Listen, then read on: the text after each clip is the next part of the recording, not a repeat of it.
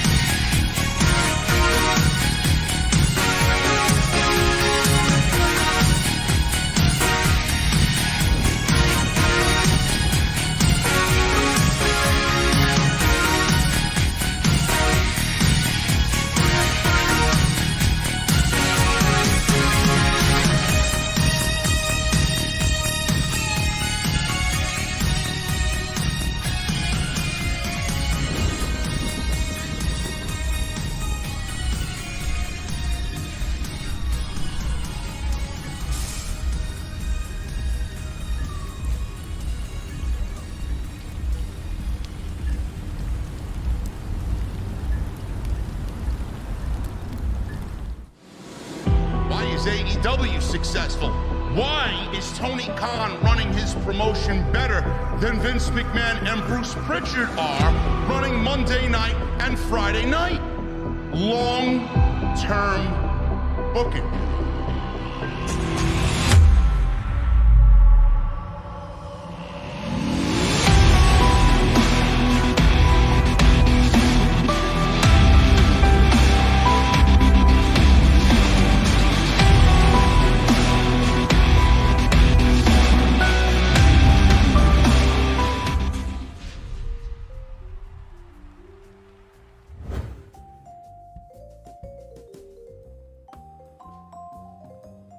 Ladies and gentlemen, welcome to episode 473. I'm JD from New York. Welcome to Off the Script, inside the OTS venue. Downstairs, we drink in my mother's basement, man. CM Punk the man himself, CM Punk. Whether you like him or not, CM Punk is on his way back to AEW. Why is CM Punk on his way back to AEW? We hope to dive into that subject today on Off the Script. Is it Tony Khan wanting, needing, desiring CM Punk back? Is it Warner Media? Is it Warner Brothers Discovery who wants CM Punk back and Tony Khan's got no choice? Where does this leave the Elite? Do they want to work with CM Punk? Kenny Omega and the Young Bucks have not renegotiated as of right now new AEW contracts. Are they planning on walking away because CM Punk is on his way back to AEW? Honestly, you don't have to like each other. I don't like anybody. I don't like anybody, especially in the community, man. But that doesn't mean we can't all work together for the common good, right? That doesn't mean CM Punk and the Elite can't work together, make some money. You don't have to be friends. And how else are you going to sell out Wembley Stadium and fill that building to as much capacity as you possibly can? What are you going to do? What are you going to do, man? You're going to give me the Young Bucks versus the Lucha Brothers again? Give me a break. It needs to be FTR and CM Punk versus Kenny Omega and the Young Bucks, and AEW needs to do business. All parties need to do business, and this needs to be the biggest storyline. It could potentially be the biggest storyline in all of professional wrestling. Ladies and gentlemen, pull up a seat, order a drink off the menu, and let's get this show on the road. Welcome to Off the Scripts, inside my mother's basement.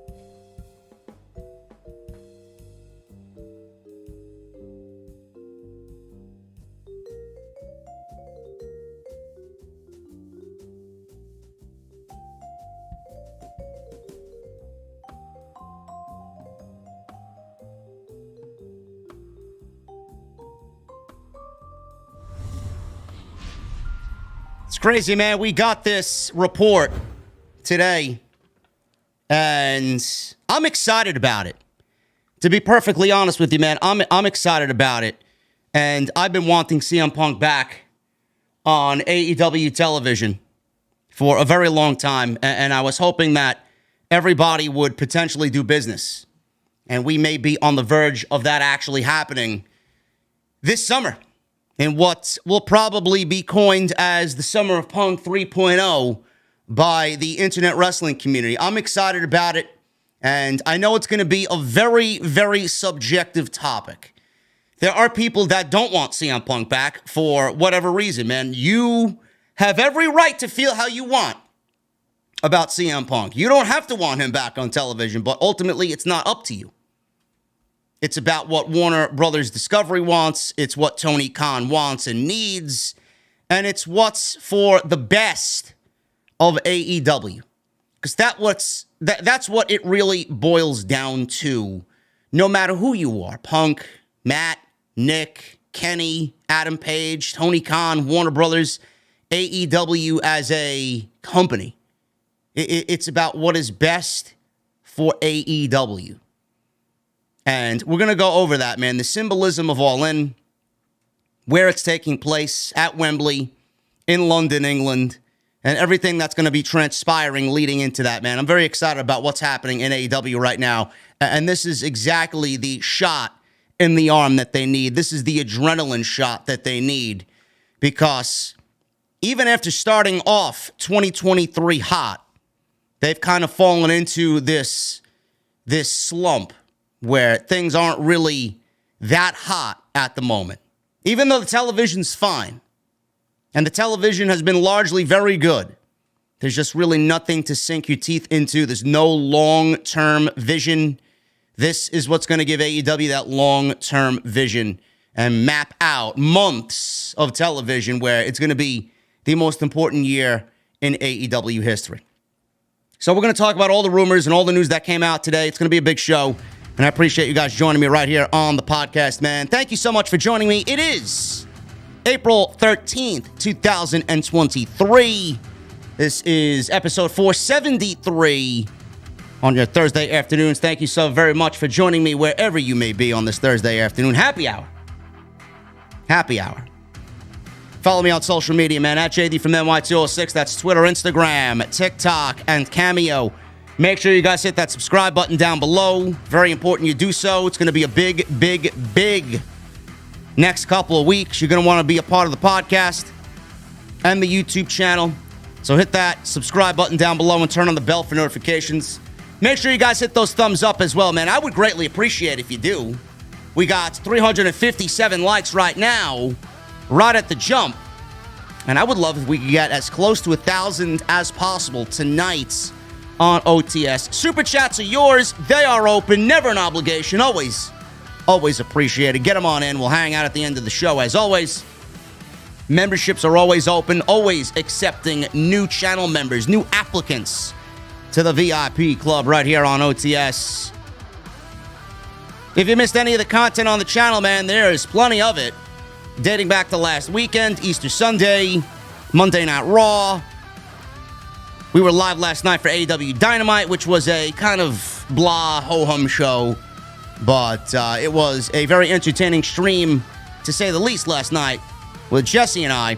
So go check that stuff out, all on the homepage if you want any more content on the channel. And tonight's show is sponsored by my great friends, once again, my great friends over at Z-Biotics.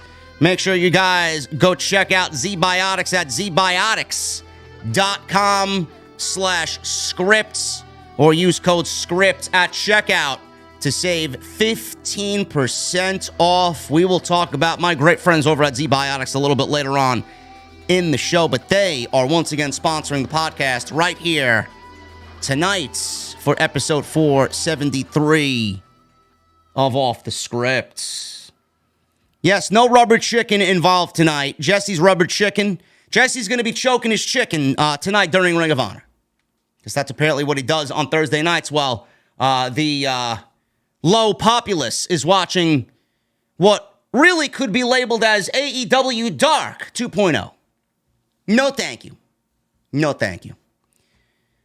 We're going to start, man, with the man himself. We're going to start with CM Punk. Right at the top, we are going to start with Punk and everything that we now know about CM Punk. This is coming directly from Fightful Select today.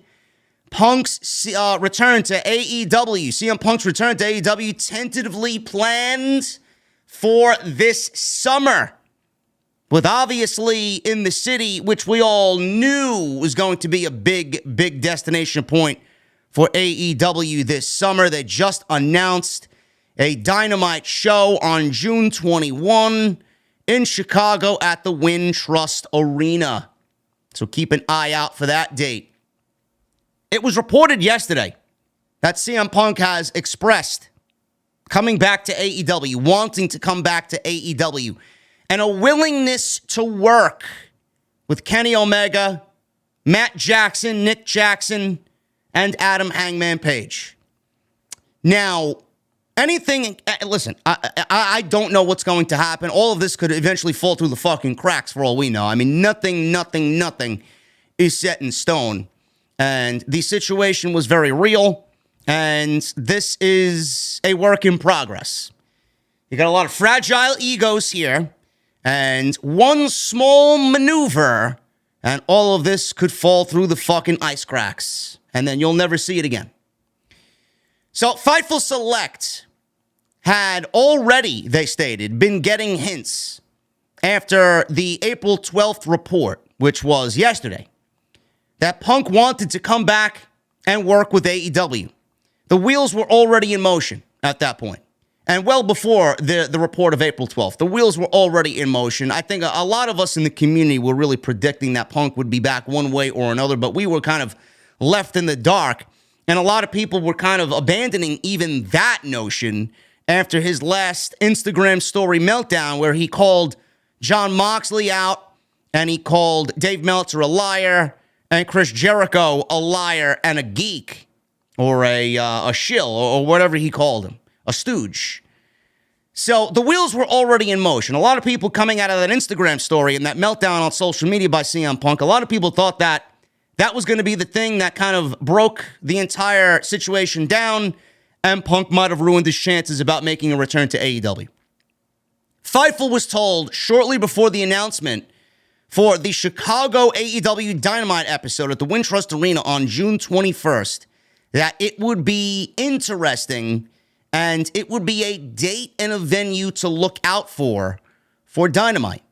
Now, they've learned that since then, it's now April 13th, the working plan has been for CM Punk to return at that show or at least around that show. Now, that is going to be dangerously close to the Forbidden Door pay-per-view. The Forbidden Door pay-per-view, I believe, is going to be that same week at the end of the month. And I don't know what the plans are for Tony Khan and what he's got planned for Forbidden Door. I would assume that they would want Punk back before the Forbidden Door. Now, nobody knows what his schedule is. I believe, somebody correct me if I'm wrong, he may be filming a TV show at this point in time, which is why they can't bring him back immediately. Now, even if he was able to come back, I don't know if AEW would probably, I don't know if AEW would bring him back at all. I'm going to say probably not at that point right now, because the people that you want him involved with are not going to be available because they're involved with something else going on right now with the Blackpool Combat Club. So if you bring CM Punk back, what is he going to do? You bring him back, you immediately want to throw him into that fire with the Elite, Matt, Nick Jackson, and Kenny Omega, and you want to get that storyline started and take whatever happened at All Out and make as much of it as you can. So I don't know what's going on with CM Punk right now and what his schedule is. If he's free, I would assume that he would return before this June 21st show because Tony Khan may want to put him on the Forbidden Door pay-per-view. And as you guys know, Punk broke his foot on the way to the Forbidden Door pay-per-view last year where he was supposed to defend the AEW World Championship against Hiroshi Tanahashi. That never took place. That match went to Jon Moxley. And I think Punk would want to be a part of that show. I think Warner would want Punk to be a part of that show. I think Tony Khan would want to be a part of that show. I know Punk was probably devastated that he missed that show. I mean, he wanted to be there very much so. So I would assume that's going to be even more now the case this year than it was last year. It's going to be depending on CM Punk's schedule for sure. So around that date or on June 21st, of that Dynamite show at the Wintrust Arena, there were also pitches of announcing it well ahead of time, even around the Warner upfronts, which are May 17th. Now, I don't know how you guys feel about it, and I don't know what the plan is or the mindset is for AEW. You know, this is not, the situation that it was when he first came in 2 years ago. I would absolutely announce this ahead of time. I would announce that Punk is coming back. CM Punk is going to be on Dynamite. Give people that advertisement. Give people something to sink their teeth into and build the anticipation of that show. You are not going to get what you need out of AEW and out of this situation if you just randomly throw him on a show with no prior announcement. I would absolutely, this is just me speaking, this is what I would do. I would absolutely announce him well ahead of time. Hey, June 21 or whichever date you want him to come back on, whether it's June 21, a week before that, 2 weeks before that, CM Punk is returning to AEW. He's going to be on this Dynamite. Tune in to see what he has to say. It's going to be a very interesting situation. You can't build what you need to build if you just throw him out there and you drop clues like you did. Very, very, very upfront clues without actually mentioning his name. We don't need to do that. We've been there, done that. We all know Punk is a part of the company. We all know that CM Punk wants back in. We all know that AEW is going to be better off with CM Punk back in it. Just announce him and give us what we want. Just announce him and build the anticipation. Pop a big rating. Get everybody talking about it on social media. Build that hype for the show. You can't make any money off of anything if it's unadvertised. So that's where I would go with that. The Warner upfronts are May 17th. One question that I have is, and this is a very viable question, How much of this? I know Tony Khan wants AEW to have CM Punk back. Now, I know Tony Khan wants to bring Punk back. I know he wants all this to be water under the bridge. There needs to be a lot of growth in this situation, man. Two things that I'm wondering about. One, the growth. Has everybody grown better because of this situation? Have they moved on? Have they matured? Have their egos been softened a bit? Have they sat with their feelings?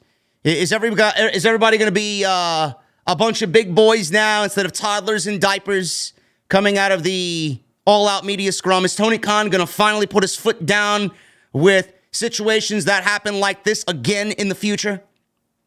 Is he going to be a boss and less of a friend? These are legitimate questions that I have. I know Tony Khan wants CM Punk back. He needs CM Punk. He needs CM Punk for more reasons than you care to admit, because they're in a contract negotiation year with Warner Media.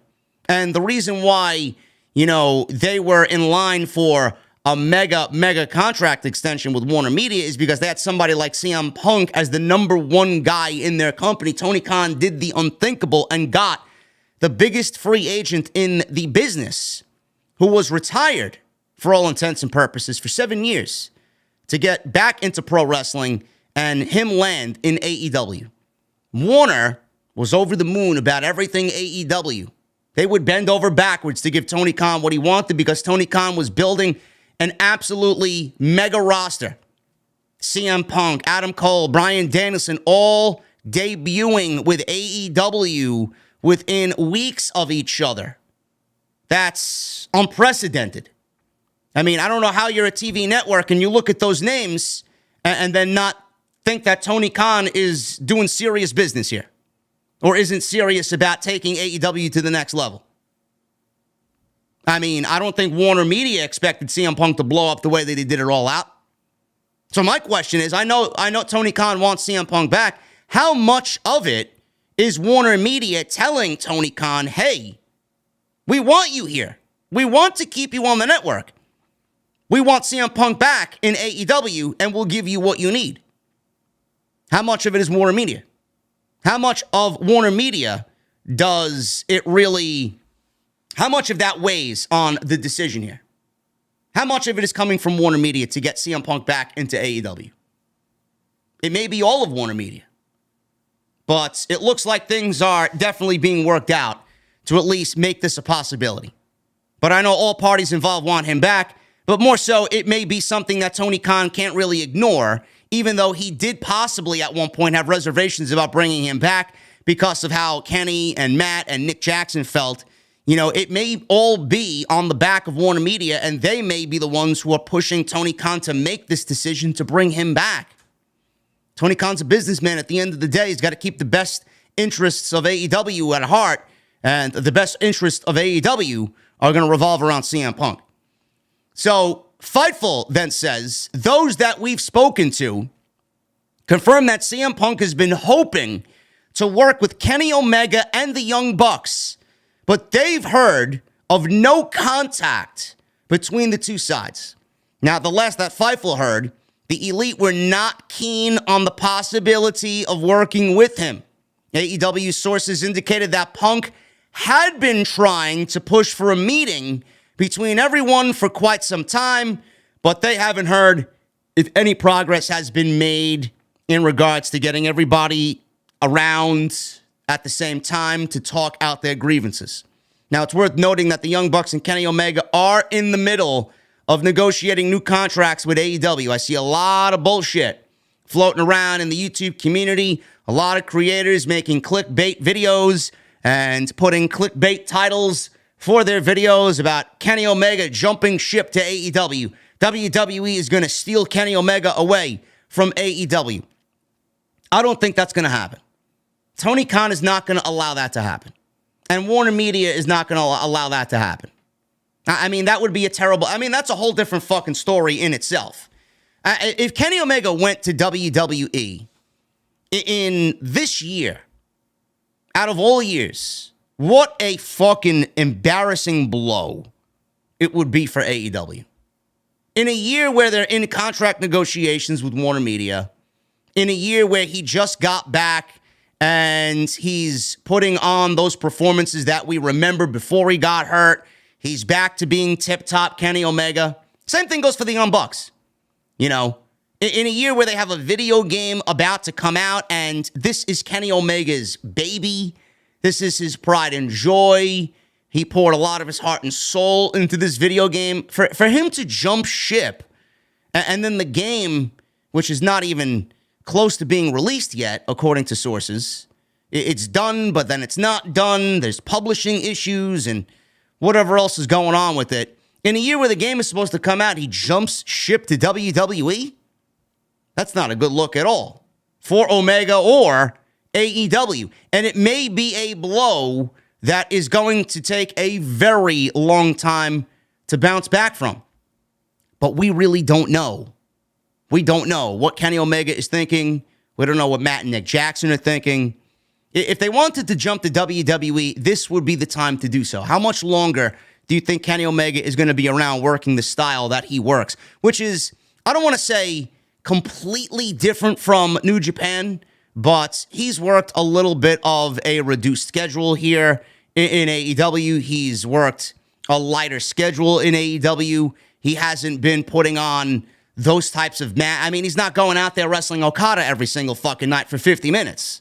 So he's banged up. He was banged up. He was away for 9 months, and he gave himself a little bit more longevity in getting back to good health and getting those injuries taken care of and working the tag team matches when all the fans wanted was the cleaner, Kenny Omega, back. They wanted main event Kenny Omega back in AEW. He did what he did to prolong his career, because how long do you think he's going to be able to keep doing what he's doing?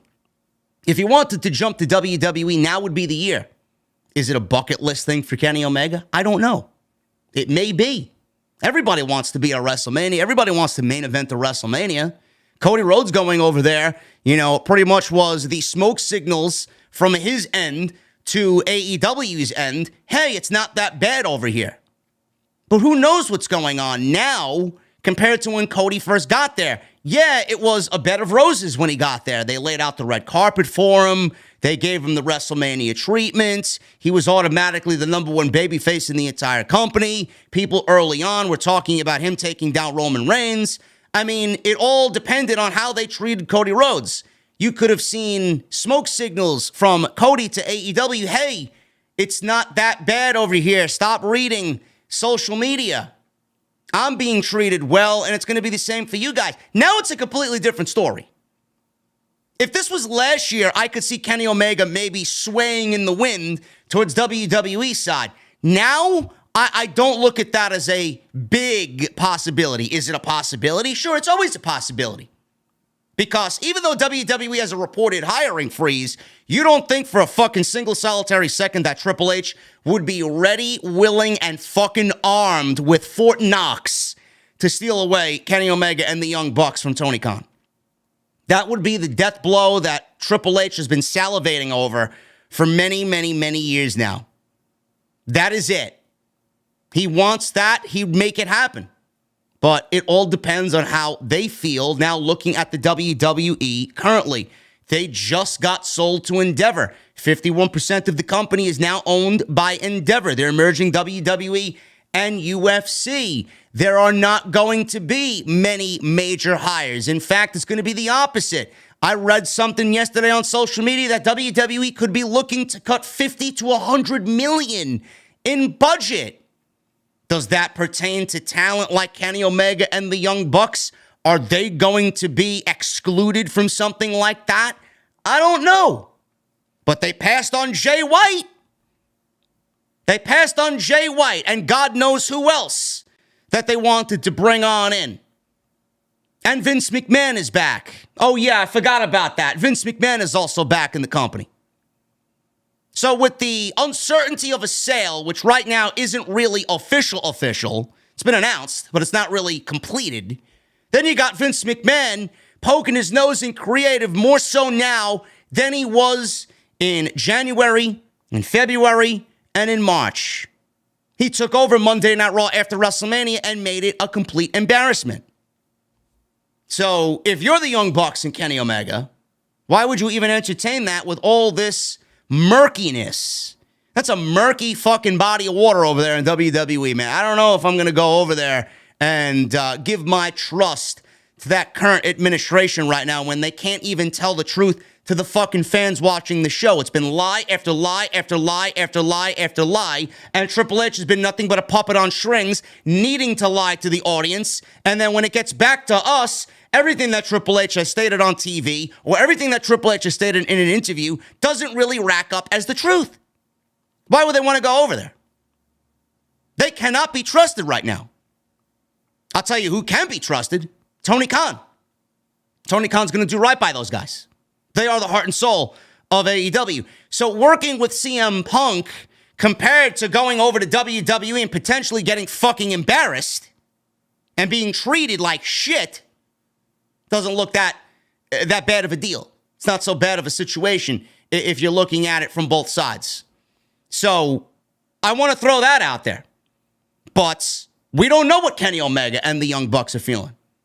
Are they against CM Punk coming back in AEW? Kenny Omega has not said anything about a current contract negotiation. All we know, we don't have any news on it. All we know is that Kenny Omega and the contract that he currently has had dates and months added to it because of the time out with injury. His contract should have been up already. But Tony Khan added all those dates that he missed because of injury onto his contract, and now his contract is going to bleed into November. We don't know what Kenny Omega's feeling or where his mind is at. Does he want out? Does he not want to work with CM Punk at all? I don't really take Kenny Omega to be that type of petty individual. I don't. Kenny Omega loves pro wrestling. Kenny Omega loves AEW. He loves what he does. Kenny Omega, to me, I don't know him personally, obviously. He does not look, on the surface, he does not look like a confrontational type of individual. He doesn't look like somebody that's going to hold a grudge. Kenny Omega seems like the type of guy that is going to let his emotions die down and really want to talk things out. That's the way I see Kenny Omega. Matt and Nick Jackson, I don't know. They may be a little bit more volatile than Kenny Omega is, but they all are in the same camp together, so they probably all have the same ideologies and the same mentality as the others do. So I don't know what they plan on doing, but if there is any hesitation about signing with AEW, CM Punk could be looked at as the reason why they don't come back. But I don't think it's going to reach that point. I mean, it's been how long now? Since September? I mean, this is going on way, way too long. Nobody's saying that you need to be friends. Honestly. Nobody's saying that you need to be fucking going out after the shows and sharing drinks and sharing dinner and fucking sharing stories from the road and, talking about each other's families and introducing your kids to CM Punk and fucking, chit-chatting about personal things and whatever. Nobody needs to be doing that here at all. You work together, you make money, you do what is best for the company, and you go about your day. Simple. That's what I think everybody really wants to come out of this. But we haven't really heard anything about where Kenny Omega and the Young Bucks are at as far as contracts, and we won't. Fightful says that they're in the middle of negotiating new contracts. I would hope so.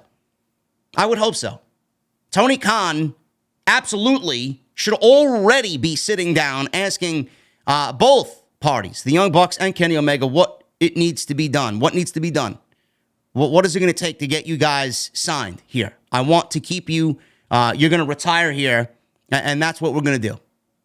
So it's going to be a very, very interesting summer, not just because of where Punk is going to land and how he's going to be reintroduced to the AEW audience, but on the opposite side, Kenny Omega and the Young Bucks, where is their mindset at, and how long is it going to take to nail them down to an AEW contract? Now, CM Punk, apparently there was a planned meeting also with Punk and Chris Jericho, who have had numerous issues in the past, to see if the two working together is a possibility. Chris Jericho loves AEW. I don't know why Chris Jericho would let this thing fester and fester and fester. I don't understand it. At the end of the day, again, it's going to be up to Warner Media, and it's going to be up to Tony Khan. I said this weeks ago, Kenny Omega can have a problem. They're all under contract right now, at least till November. Jericho re-upped for another 5 years. He's there for the long haul. So did Jon Moxley. It's not up to them. They don't run the company. Jericho doesn't have any say on business matters here. Jon Moxley doesn't have any say on business matters here. It's up to Tony Khan and Warner Media. I don't give a shit if Jericho and Punk don't want to work together, period. It's not up to them. Jericho's not the boss. Tony Khan's the boss. Tony Khan wants something to happen, he's going to get it done. Warner Media wants something done, they are the boss. Whatever they say goes. So at the end of the day, all this, Jericho and Punk need to sit it out and hash it out, and the Elite need to sit down with Punk and hash. Listen, they can do all that on their own time. If Warner Discovery wants something, then it's going to happen. If Tony Khan wants something to happen, it's going to happen. Simple. It's not up to them. They don't run the fucking company. Nobody runs the company but Tony Khan. He is the ultimate decision maker here. So Punk and Jericho supposed to have a meeting to hash things out. I'm assuming that they would. Jericho, I know everybody's got an ego, and whatever's going on there with Punk and Jericho, Punk called Jericho a stooge and a liar. I'm sure they're going to hash that out, and I don't see why that should be a lingering issue. Just fucking own up to it, be men, and get business done. There's been a lot more traction with Warner Brothers Discovery about an impending announcement of a prime time Saturday show being designed for a bit of a soft roster split to accommodate the preferences of talent who wanted to stay separate of the particular situations, though talent haven't been informed of that. Talent that Fightful has spoken to have heard of the discussions about a new show, but haven't heard about Punk's possible impending return. As with anything, they say things can change, but specifically in this situation that's been brewing for a lot of months now, since September of last year, right now, nothing is set in stone at all on any of what is being reported today. So it's interesting to know that this impending announcement of a primetime Saturday show, which could be what is rumored to be AEW Collision. I don't know if that's going to be the show or not. I mean, I don't really care for a Saturday primetime show in the middle of the summer. I don't really care for the other shows that they have outside of Dynamite. I don't watch Rampage on a weekly basis. I don't watch Dark. I don't watch Elevation. I don't watch Ring of Honor. I mean, AEW's got a whole separate fucking problem as far as their roster is concerned. Fightful reported that this Saturday show could be designed for a soft roster split. Why would we do that? Why would we do that? I mean, we're not set up to even start discussing that. Is it a possibility of a roster split? Could a possibility of a roster split be beneficial for AEW? Yes, it could. It could, but not with the current model that we have. Not with 1 hour of Rampage and 1 hour of this Collision show rumored to be hitting Saturday night prime time. Then with 2 hours of Dynamite. They need, if you want to do that, and I'm not even saying WWE does it right, because they don't really abide by their own rules either. They don't really follow their own fucking set of rules either in the draft or the brand split that they have. You see people jumping from Monday to Friday, Friday to Monday with no explanation. There's no really set roster there on Monday and Friday. AEW would need to have 2 flagship staple shows, not these 1 hour irrelevant, thrown together that Tony Khan wants to put dream matches on type of shows. We need 2 mega shows. We need an A show and a B show. They're going to be AEW's flagship shows 2 times during the week at 2 hours each. They need their own Raw and they need their own SmackDown. That's the only way a soft roster split is going to work. If you split the rosters now, then half of the roster, even though I know they mean well and some talent may be featured on one show that isn't really featured on another, some talent isn't featured on Dynamite, but they may be featured on Rampage, or they may be featured on Collision on Saturday night. You'll be right back in the same boat because Rampage does dismal numbers. It's got a terrible time slot, and nobody's watching it. Nobody cares, and it's taped. Nobody's going to go out of their way, I should say, and watch a taped show at 10 o'clock, which Every other week, it seems like it's fucking preempted. Nobody's going to go out of their way to watch a tape show that is every other week preempted with really no continuation from Dynamite at all. And the same thing is going to be with Collision. Everybody's expecting this show to break new ground and, it's going to be another added hour of television for AEW. It's going to be the same fucking shit that you get with Rampage. I mean, how many hours of television do they have that are absolutely meaningless? Nobody watches Rampage. Nobody watches Battle of the Belts. Nobody watches Ring of Honor. And nobody's going to watch Collision. So if you want a soft roster split to split some of the roster away from the CM Punk involvement because he's going to be on Dynamite and he's going to be on that show and he may not be on Rampage and he may not be on Collision. He's going to be on Dynamite. You don't want to be a part of that. Then it's going to be your loss because you're going to be right back in the same boat. How many people are going to go out of your way or out of their way to watch specific talent on a Saturday night show in the middle of the summer that is going to be identical to what we get on Rampage? I'm not going to go out of my way because Tony Khan and AEW have done nothing to bring me to go out of my way to watch these shows. Ever. I'll watch it sometimes when it's live because it's a vastly different show when it's live. But if you want a soft roster split or a roster split in general for AEW, we're not even in the discussion to be talking about that right now. They don't have the most stable of television. It's 1 hour here, 1 hour there, 1 hour over there, 2 hours on Wednesday night. They need 2 hours on Wednesday and 2 hours with Rampage. I don't want to discuss this until Rampage is live and you make that into your true B show. Meaning it needs to be what SmackDown is to WWE, or at this point Raw is to WWE, because SmackDown is the flagship show right now. That's what it needs to be. So a roster split may not work out. And a roster split, to me, from my vantage point, from my point of view, stop being a fucking crybaby. Really? CM Punk is on his way back to AEW. He's going to bring with it interest. He's going to bring with it intrigue. He's going to bring with it bigger ratings, bigger live gate, more interest in every single aspect, and then you want to go remove yourself from the situation? Stop being a fucking crybaby and embrace the fucking change that CM Punk potentially brings the company if he's on his best behavior. Why would you want to remove yourself from that?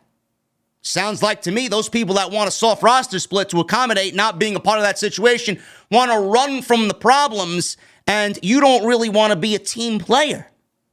It's not the type of people I want on my roster. It's not the type of guy I want in my locker room. I want everybody to work as a team. You wanting a soft roster split because you could go work on the other show because you don't want to be on the same show or in the same locker room as CM Punk, that doesn't translate to me as being a team player. Those are the type of guys that I don't want on the roster. So stop being a fucking crybaby, pull up your pants, and let's do business, okay? CM Punk back in AEW is a much-needed addition. I get where people are coming from that they don't want Punk back. I don't know why you wouldn't want Punk back. Maybe what Punk did left a bad taste in your mouth that you don't see going away. You can't take a sip of anything and wash that out of your mouth. You're gonna sit there and dislike CM Punk. You could sit there and dislike CM Punk. But you cannot sit there and tell me that AEW isn't better television with CM Punk on it. You can't. You'd be lying to yourself. You'd be lying to me. He brings everything that you want for this television show. He brings everything that this show needs right now. Do they need CM Punk? They don't need anybody. AEW's got one fucking roster that people would cream themselves over. An absolute stacked roster with the talent that they have on that show or on that in that company. They don't need CM Punk, but do they need CM Punk? Absolutely. I said this weeks ago, you are not announcing this Wembley show without having CM Punk at the top of your list of priorities. You're not announcing Forbidden Door at the Scotiabank Arena in Toronto without CM Punk being on the top of the list of priorities. You are not booking what is the most important year in the history of this company without CM Punk back on television. He does more good than he does bad, and nobody could really sit there and say, no, you're wrong. No, I'm not. Punk being back is best for business. 4 years ago, they had a show at the Now Arena. Jesse was there. I was there. Some of my team was there. And we sat and we were a part of history. Dave Meltzer and The Observer said, I don't think they could sell out 10,000 seats for an indie show. Cody Rhodes and the Elite took Dave Meltzer up on that offer and sold that shit out, man. That visual being there, sitting there at the start of the pre-show, was absolutely packed to the brim. There was not an empty seat, no matter where you looked in that arena. That was 4 years ago, 5 years ago. From that, we had AEW born. That was the Elite taking a chance on themselves. The following January, AEW, All Elite Wrestling, was announced. As a competitor, as an alternative to what Vince McMahon and World Wrestling Entertainment were doing. That was 5 years ago. Now we're looking at AEW in the summer of 2023, and they're going to put on a show with the very same name as All In. And they're once again taking a chance on themselves. Everybody from the elites and people who they trusted and loved and befriended in the industry came to help them out. It was a night in pro wrestling that everybody came together for the love of pro wrestling. It was the dream of making AEW into a reality. It was the dream of making AEW into a successful brand and a successful wrestling company. You think that vision, you think that mentality, you think that mindset has changed now in 2023? No. Why would it? In fact, it's even bigger now than it was 5 years ago. The same things apply. If Matt, Nick, and Kenny Omega are going to be a part of All In, then it needs to be about the same fucking thing that brought together everybody back 5 years ago at the Now Arena in Chicago, filling 10,000 seats. Now you got the arduous task of filling 70,000 seats, 80,000 seats. I don't know if that's going to happen, but AEW is going to fucking try their damnedest to fill that fucking place out. And I'm expecting things that I never expected AEW to do, matches that you'd never expect to see, and names that you would never expect to see on this show. Why? Because All In is the most important show that a lot of people don't really talk about. Everybody wants to mention Double or Nothing and All Outs and Full Gear and Revolution, you know, the pay-per-views that AEW has now. This may be their flagship show. This is their WrestleMania. It's what started it all. 5 years ago, All In started it all. Whatever happened on that night, with all those hearts that loved professional wrestling, with everybody that came together on that night, you need to keep that same energy for August 27th, 2023 in London at Wembley. And you cannot be without the people who helped mold this company. CM Punk is a part of AEW, whether you like him, whether you want him or not. CM Punk has a history in this company, for better or worse. You cannot do what you did 5 years ago without CM Punk on this show. And I'm being straight up, brutally 100% honest with you. Because I know he loved professional wrestling 5 years ago. He just wasn't ready to come back. He wasn't ready to come back the year after that, the year after that, the year after that. It took him up until 2021 to say, you know what, I'm ready. People work on their own time. He knows. Guarantee you, I know what Phil Brooks is thinking about this fucking show, and he knows how important this show is. Matt and Nick Jackson know how important this show is. Kenny Omega knows how important this show is on August 27th. That's what it's about. There is absolutely no fucking way you can convince me that these guys all have an issue with each other and they will continue to have an issue with each other, which bleeds into that show. It's about the love of AEW, and you cannot do that without making the team work as one. It needs to be. It needs to be. I don't want to go into that show with the Elites versus the Lucha Brothers or the Elite versus fucking Top Flight or whoever the fucking else Tony Khan wants to put on that show. You need what is going to take AEW to the next level. For months, I've been saying AEW needs what the WWE has with Sami Zayn and Kevin Owens and the Usos and Roman Reigns and Cody Rhodes. They need that bloodline story. This is it. This is it. You need that long-term booking. You need that long-term, week-to-week, build the show around this story type of shit. This is it. If we don't see FTR and CM Punk versus the Elite, Kenny Omega, Matt, Nick Jackson on that show, AEW will have dropped the ball bigger than they ever dropped the ball ever. It's the fourth quarter and you're about to hit the game-winning fucking shot. Do not step up to that fucking three-point line, shoot that shot, and miss. Don't. In this case, it would be AEW stepping up to the three-point line and not shooting the ball. Never mind shooting the ball and missing. Shoot the ball and fucking score. You cannot score here inside Wembley without CM Punk, FTR, and the Elite as the main event. It's what the people want. They know it. All six guys know it. Tony Khan knows it. Warner Media knows it. Every single fucking fan watching this show waiting for this shit to happen knows it. Make the money. Sit down. Work with each other. Give the fans a reason to be excited. We love what you are doing. We want to be a part of your journey. Do not let this show go by and you blatantly omit what the essence was back 5 years ago going into this second iteration of All In. Don't do it. You'll never get this back, ever. You let this go, it is gone forever.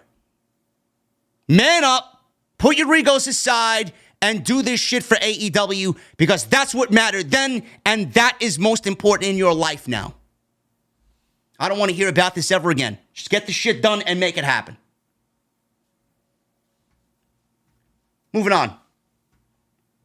There's a clarification in Kenny Omega's AEW contract status. This was talked about on The Observer by Dave Meltzer. Omega is still working under his old extended contract and hasn't signed a new one yet. Okay, says Meltzer. The stuff with Kenny Omega. Conan did an interview, and it got people thinking that Kenny Omega had signed a new contract. Kenny Omega is under contract with AEW. His contract was never extended because he was out for, I think, 9 months due to injuries. I believe that he is under contract until around November or December. There is no new deal that's been signed. So that is according to Dave Meltzer and the Wrestling Observer. Conan recently told Nick Hausman that he wanted Omega to face Vikingo at Sunday's AAA Triple Mania show, but Omega's contract negotiation with AEW prevented the match from being booked. Conan also said that Omega wouldn't commit because he's still negotiating with AEW. None of my business. I don't give a shit what happens then. That's up to Tony Khan. I'm sure they'll get something done. Let's worry about one thing at a time. If we start worrying about Kenny Omega's contract and putting the narrative out there that he's going to WWE, it's not a good look. It's not good for Kenny. It's not good for AEW because we're going to start to see the ball roll here, and we're going to get the Summer of Punk back, and we're going to do what we got to do to get television the way it needs to be for AEW and sell these shows out. You don't want this being a looming fucking dark cloud or a black cloud over everything that's going on right now. So we don't need people claiming that, oh, Kenny Omega's going to be swayed away from AEW by WWE. Kenny is going to dump AEW for WWE. No. Now, none of those things are even remotely being close to happening. None of those things are remotely true at all. So I don't know why anybody would be making content about that when, you know, Kenny Omega and Tony Khan right now, for all we know, could be sit down and they could be negotiating a deal. Now, currently. Same thing with the Young Bucks. We don't know. Vince McMahon. Vince McMahon's new WWE contract has a code of conduct and a non-harassment policy included. Really now? Really now? More details continue to come out about the new WWE contract that Vince McMahon signed at the end of March, making him a 2-year employee.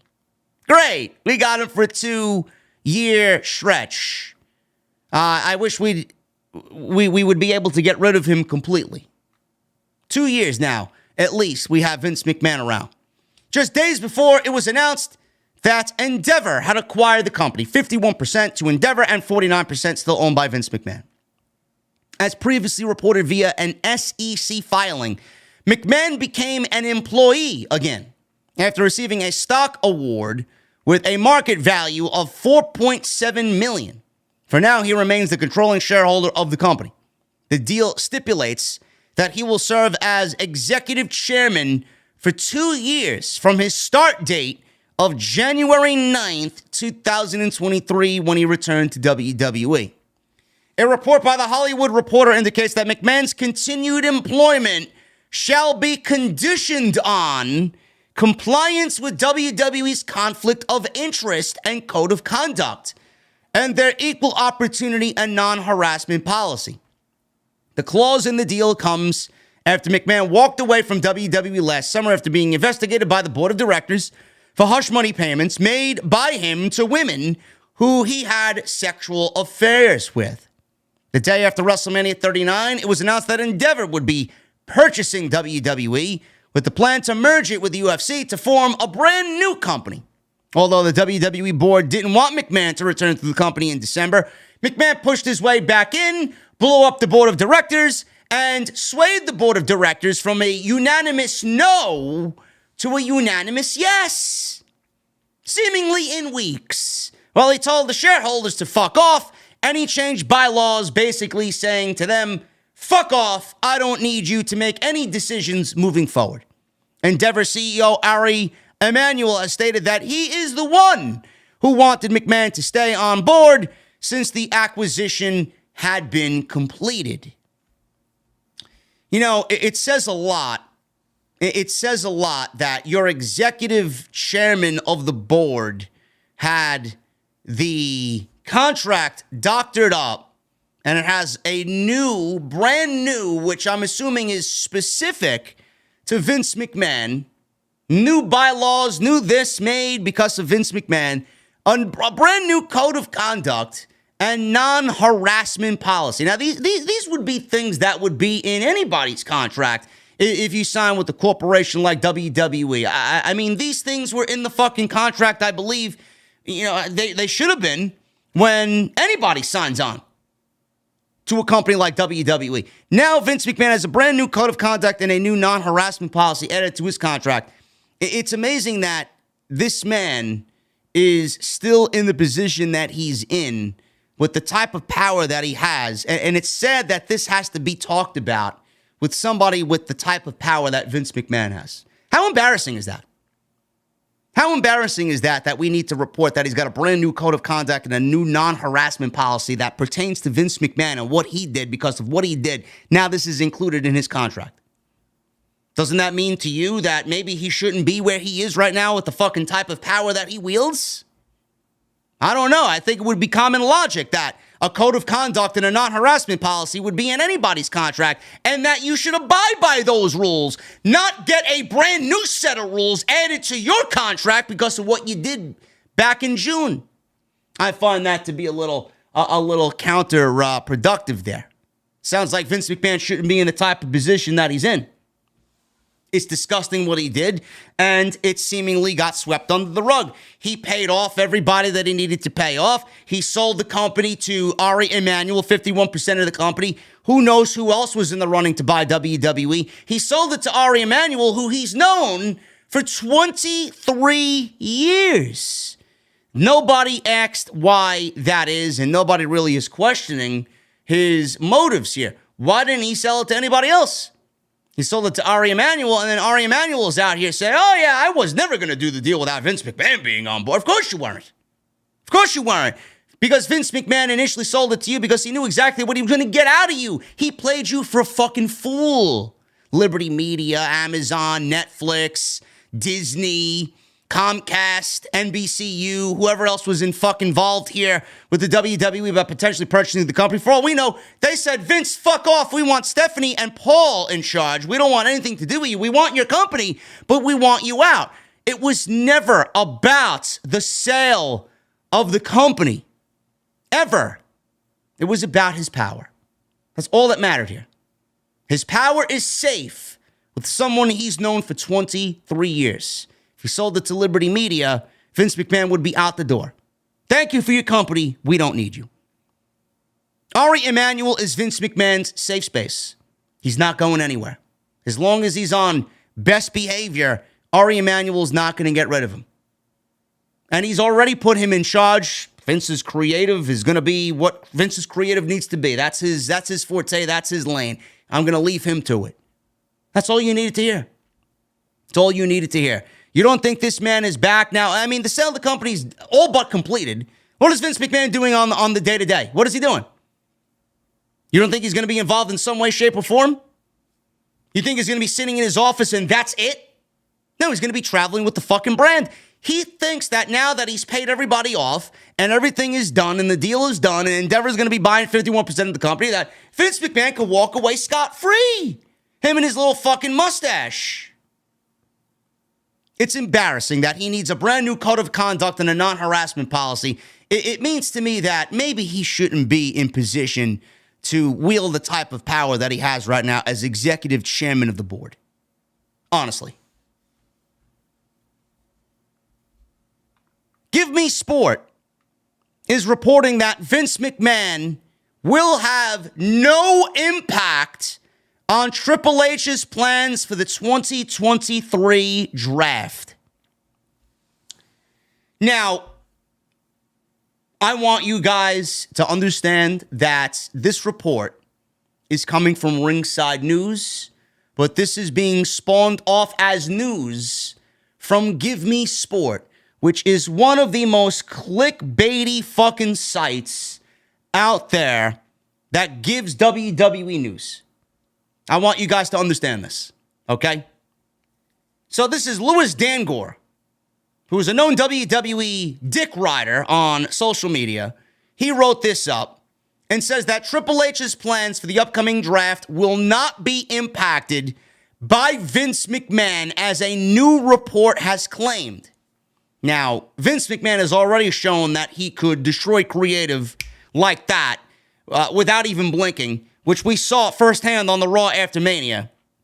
And if you don't like what he did there, I mean, that's what's going to be if he gets his hands dirty and gets his hands more involved in the creative aspect.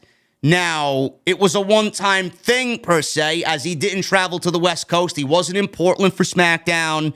He wasn't in Seattle for Raw. We're going to give it time. It's going to be a narrative every single Monday and Friday. Is Vince there? Is Vince there? Is Vince there? It's either going to be a yes or a no. But I don't trust this company.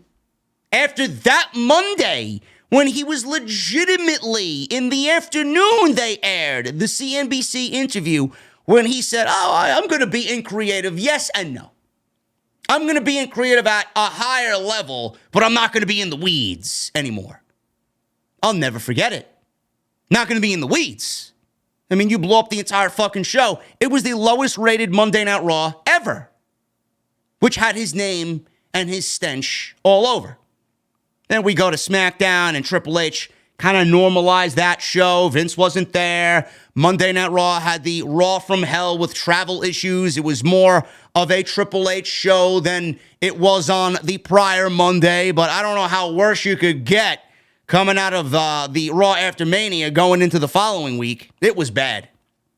It was legitimately bad. Now, what a lot of people really aren't taking into consideration is that Triple H has already stated that he talks to Vince McMahon frequently about WWE creative. So, I mean, with the lies that we've heard and, You know, Triple H is in charge, says Kevin Dunn and Nick Khan and Frank Riddick and Triple H himself. Meanwhile, we get Triple H back in Creative on Friday, but we just got done with that Monday Night Raw after WrestleMania. But here I am thinking, how can I trust you coming out of Monday? You mean to tell me that cell phones or mobile devices don't exist in WWE? StreamYard, Zoom, fucking whatever other business app you use to conference call people with. You don't think Vince McMahon's on fucking speakerphone or Vince McMahon's on video call booking the fucking show with Triple H? You don't think that's even a remote possibility? Of course it is. Everything gets handed to Vince McMahon for final approval. Where are you? What are you watching? They can't make it blatant. They can't. He could if he wanted, but he's seen it. There's no doubt in my mind that every member of that management team seen the reaction online. They had to go to Vince. They had to convince Vince against his own will. Vince, we're going to have to scale you back. We're going to have to scale you back. People are now becoming a little bit more in tune with what you're doing. We can't make it so blatant. We can't take these people for fools anymore. But I don't trust this fucking company. They want to tell you and shill to you that Triple H is in charge. I don't believe he's 100% in charge. I don't. I don't believe a fucking word out of these people's mouths. So when I read this report about Vince McMahon having no impact on the WWE Draft, you genuinely want me to believe this is the same thing as WrestleMania. You want me to believe that Vince McMahon was not going to be a part of WrestleMania season?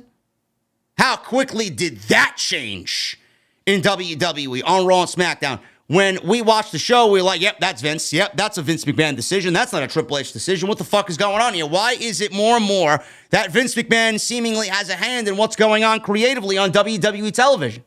You thought Vince McMahon was not going to be part of WrestleMania festivities? He was backstage. He was wearing the headset. He was directing the fucking show like he usually does every year. He will do it until he's dead in the grave.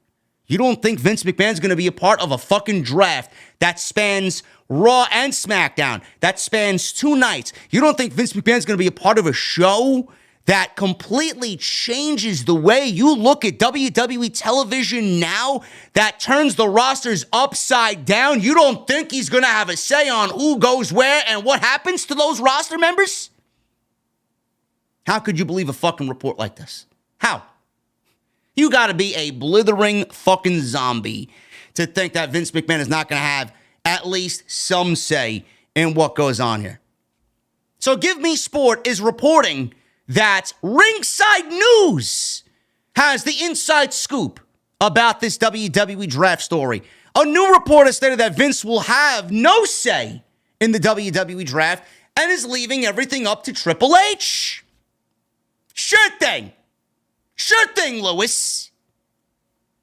At the time of this writing, there's no word on when the draft will take place, but the rumored date is May 8th, which is the first episode after the first episode of Raw after Backlash, which takes place 2 days earlier on May 6th in Puerto Rico. So Ringside News is reporting, we've reached out to confirm Vince McMahon's involvement in the draft process, and we are told that he hasn't put his hands in the situation at all. In fact, a tenured member of the creative team informed us that Mr. McMahon has not offered any opinion on the draft. That's what they want you to know. How many times has this company lied? Nick Khan lied, Triple H lied on behalf of Vince and the WWE in general, on behalf of Nick Khan. Bruce Pritchard even came out and lied and said that Vince McMahon has not booked anything creatively yet. This was before the Raw after Mania. This was like 2 weeks before WrestleMania. Yet. That yet came on the Raw after Mania. This is the narrative that they want out. And they'll go and get any schmuck to report, yeah, Vince is not in charge. Bullshit. Absolutely a bullshit story. Triple H said that the fans can expect the draft to change the game, hinting that some big roster moves will be taking place. Change what? What exactly is going to change as far as the WWE Draft? There going to be a different way that we conduct the draft this year? Are we going to keep to a brand split where Raw remains on Raw and SmackDown remains on SmackDown? Are you going to break your rules within 3 weeks of the draft? Are we going to see Raw show up on SmackDown and SmackDown show up on Raw? I don't trust anything that this company does or says. I don't.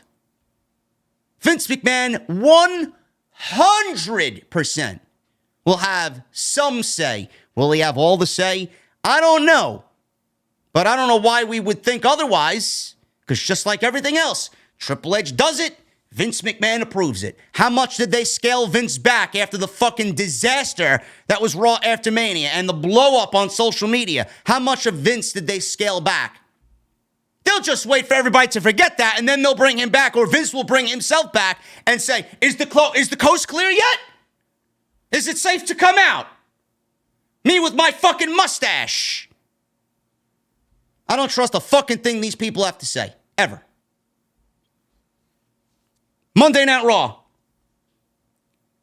Details on what is being described as the travel day from hell on Monday Night Raw. This was a complete disaster on Monday night. So if you watch Raw on April 10th, you would not really have noticed much of anything. It was a largely better show than the week prior. But if you were not online, and I mean this genuinely, if you were not online, if you weren't reading the dirt sheets, if you weren't on Twitter, and you watched that show, you wouldn't have even blinked an eye. I mean, it was like you would normally see a Monday Night Raw, right?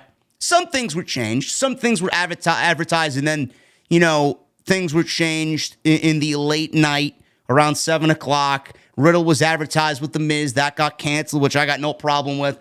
Bianca Belair was supposed to be at the show, and whatever she was doing got canceled off the show. There was a bunch of things that were changed. Sami Zayn was supposed to wrestle Solo Sikoa. He wasn't there because of travel issues. They put Kevin Owens in his place against Solo Sikoa. So things were changed. But if you were watching the show and you weren't online earlier in the day, you wouldn't really have noticed anything change. PW Insider reports that numerous sources in WWE relayed the idea that Monday was an absolute travel day from hell. One source claimed it had affected half the roster, but another source says it wasn't that bad. In terms of exactly how much of the show had to be adjusted, PW Insider reported that they heard about a third of the show was changed because of issues. Now, I mean, a third of the show isn't really all that bad. I mean, if you were looking at 50, 60% of the show, then I could see it being a complete chaotic environment. But, I mean, they had talent in place, and the talent that they did have in place fit into the show nicely, where everything kind of flowed cohesively. And everything still made sense by the time the show was over. So it wasn't that bad of a show. It wasn't great. It was better than the Raw after Mania, but it wasn't looking like it was the situation where WWE got stuck in Saudi Arabia that one year, and they had to completely book SmackDown on the fly and call NXT up and fly in a whole slew of NXT talents. And we got Adam Cole wrestling Daniel Bryan on SmackDown, and Matt Riddle and Keith Lee are on SmackDown. I'm like, what am I watching here? It was almost as if SmackDown just completely became a different show, and we were given the SmackDown that should be. And we all loved that show. I mean, I think it was the highest rated SmackDown in the entire year that year. I thought we were looking at a situation like that. It was not anywhere near that. They didn't have to fly in NXT talent. They didn't really drastically change anything from what you normally see on a Monday night. So I honestly think from what I saw, my point of view, it wasn't really all that bad, to be quite honest with you. Wrestling Observer said Dave Meltzer confirmed that a lot of the talent were on a flight from Orlando to Seattle that was delayed, and that's where the travel issues heading into Raw stem from, because much of the talent was on that particular flight. The people on that flight reportedly included Matt Riddle and Sami Zayn. They actually arrived at the end of Raw during the third hour. Another thing Meltzer mentioned was that Riddle and Miz was initially scheduled for the show. That was canceled for a completely different reason. So if it was canned and canceled for a completely different reason, it wasn't because of the flight issue. It was probably canned because Triple H was like, well, Vince, this didn't make any sense last week. We debuted Matt Riddle back on television after being out for all these months, and you immediately throw him into a fucking feud and a match with The Miz. Why? This doesn't really make any sense with what we're doing. So Triple H probably had to sit down with Vince McMahon and say, well, this is why Matt Riddle was out of television or off television per storyline. I want to kind of take what we did then to write him off and kind of continue where we left off with that. Let's plug him into the Bloodline story. Roman's going to be missing Backlash. I want to do this big six-man tag at Backlash. Cody's got Brock. Roman's not going to be at the pay-per-view. Let's do this big six-man tag with Riddle teaming with Sammy and KO against the Bloodline. I mean, simple. Yeah, these are the things that Vince doesn't think about. These are the things that Vince doesn't know because he's too busy manipulating his way back into fucking power. So that's why I believe that shit was changed. It didn't make any sense. Showed up on Monday to attack The Miz, riding down on his fucking stupid little scooter. Then he shows up on Friday, and it's a completely different Matt Riddle. No scooter, getting in fights with the Bloodline. Why didn't we get that on Monday? Another thing Meltzer mentioned was that Riddle and Miz gone. Elias and Corbin were both actually at the show. They were not used. So Riddle Miz canceled for a completely different reason, not travel issues. And Elias and Corbin were actually at the show. They were just not used, which I have no problem with because nobody wants to see Elias and nobody wants to see Baron Corbin. It was said that the creative team was basically putting together a show with the performers that they had available. Luckily that, everything the way that they had it play out, it worked because they had performers that were available that still fit the grand scheme of what they wanted to do. And they don't really have much going on right now on Monday Night Raw that's going to be building towards Backlash. What do we need for Backlash coming out of Monday Night Raw? Dominic and the Rey Mysterio angle is playing out on SmackDown. Bianca needs an opponent. We could do that. We can get Bianca an opponent for Backlash. What else is coming out of Monday Night Raw? It's going to be on Backlash. Cody and Brock Lesnar, they were both there. Brock Lesnar doesn't need to be there. As long as Cody was there, you're good to go. So they really weren't missing much of anything. All the performers that they had still built to what they needed to do at Backlash. When it comes to who was missing, a few names. So we got Austin Theory. The wrestling account on Twitter, WRKD Wrestling, had reported that there was something planned with Theory and Bobby Lashley. Lashley had a match with Bronson Reed, but there was no Theory on the show. Now, I don't know if he actually had travel issues or not. I don't know. That was not specified, but Theory and Lashley, why would we be going back to that? That sounds like a Vince McMahon thing because that's where Vince McMahon left off with Austin Theory and Bobby Lashley. So that may have been a Vince McMahon thing, and Triple H had to step in and say, Vince, I got this Battle Royal situation that we did on the Friday before WrestleMania. Bronson Reed and Bobby Lashley were the last two in the Battle Royal. I want to continue with that. So that was probably one of the things that Triple H had changed in his favor on Monday Night Raw. But no reports about where Austin Theory was, if he was used or not used and was there, or he had travel issues coming from Florida to Seattle. Bianca Belair, she was planned for a match with Io Sky. Instead, Io Sky won a triple threat match, number one contenders match against Piper Niven and Mia Yim. No change there. We didn't really need Bianca Belair on the show against Io. Why would we do that? But we got Io and Bianca happening now, possibly at the pay-per-view, which is going to give them more time to do what they need to do. Going to be a better match for it. And we got Io as the number one contender by having her beat two women that really aren't much of a priority on the show. So I don't mind that at all. That was actually a better change than what was originally planned. Rhea Ripley and Damian Priest of Judgment Day. They were not there. The other members of Judgment Day were, though. Dominic and Finn Balor were there. They were on the show. They opened up the show with Finn Balor and Rey Mysterio. No Priest, no Ripley. They didn't need to be there. They got what they needed out of Rey Mysterio, Finn Balor, and Dominic. Simple. Very simple. Rollins is a whole nother story, man. Maybe there'll be news on Rollins and what he's feeling right now because it certainly feels like Rollins has zero creative momentum on WWE television. There was no word on any plans for Rollins before the show, but you'd think it would be kind of odd for someone of Rollins' stature on the show to be just left off completely We don't know if he was there or not. Becky was on the show, so you would think that Rollins and Becky would travel together, but they were not on the show together. Becky was on the show, but Rollins was not, so no news on that. Miz had been advertised for a match all week against Matt Riddle.